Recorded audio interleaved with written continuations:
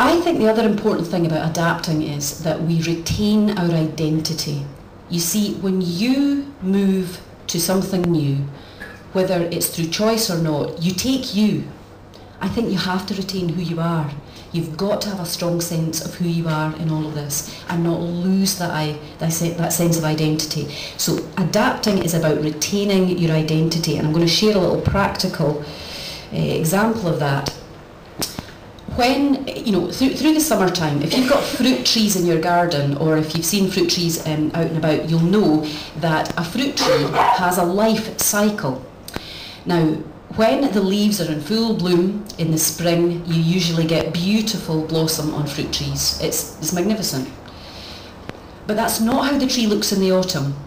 By the autumn, it's actually productive. There's a productivity about the tree. But I don't know about you, if you've looked at any of the fruit trees lately in our community or in your gardens, they look pretty dead, don't they? They look as if nothing's happening and nothing's likely to happen until you look closer and realise actually there's even life where it doesn't look like there's life. There are wee buds coming up already. And I think that's really what I'm trying to say, is that I know it sounds strange to compare us with a tree, but a tree retains its identity even when it looks really different and it's being asked to do very different things in a year, but it retains what it is. It never decides, oh, I'm sick of this, I'm going to grow bananas next year. If it's a cherry tree, it's not going to do that. You have a unique identity. You do what you do. You probably do what you do very well. So hold on to that. Take it with you. Retain it. Do what you're designed to do wherever you go. And I think as well, acceptance. I think acceptance is a hugely powerful thing. Have you ever met anybody who just exudes peace, or they're just comfortable in their own skin? They just are a kind of calming person to be around, calming influence. I think if you were to ask that person more, you'd discover that they're actually very accepting. I don't mean they're a doormat.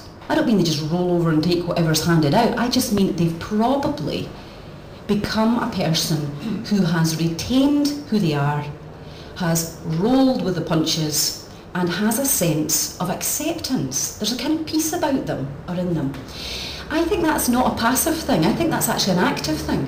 I think acceptance is a choice.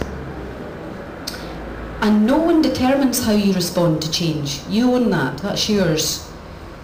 And that's active. And sometimes when we accept a change that's coming on, some changes you just have to. If you lose somebody you love, you just have, you have to accept that. There's nothing you can do about it.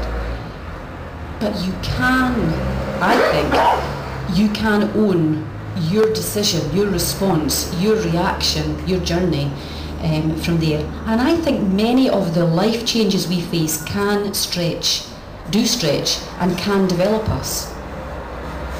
There's also a sense in which some people, and my husband is one, where when he's changed job, usually he's had to be pushed because he's not somebody who would jump. Some people would not jump into another opportunity unless really a door was closed or they were pushed. And there are people in the room today who are jumpers. You see an opportunity and you say, I'm going there, that's for me. But there are others who actually need to be pushed. And the life change that pushes you often does not feel good.